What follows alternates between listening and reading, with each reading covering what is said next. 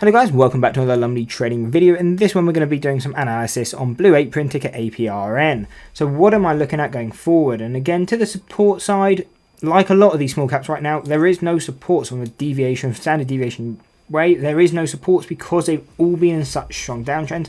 Again, the overall market is in a downtrend, so that's not unlikely to see. But all these are usually quite weak companies within themselves, so makes sense. But again, they're just going to be a lot of risk to trade them to the downside. Not something I'm going to be touching, but if I was, I would be looking at the psychological level, so 50 cents and 25 cents as supports.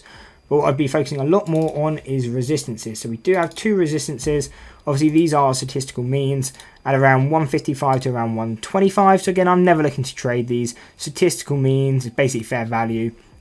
So might trade the pullback off these levels like we got here, but I would never be looking to trade within that area.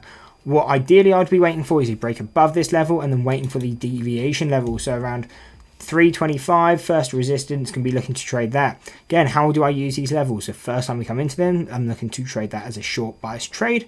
If we come back to retest it, then I'm looking for that breakout. I don't trade the initial break. What I instead wait for is a breakthrough, come back to test it as a support, and if it holds, then I'm looking to trade onwards to around 495 as a target, then on to 520.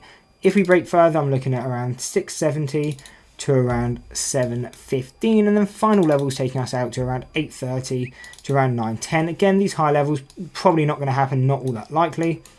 The only ones I'd be looking to trade and where my trading opportunity comes is if we hit this gap fill. Again, we kind of have one here, but the one I would be focusing a lot more on is this $2 because it also lines up with the psychological level.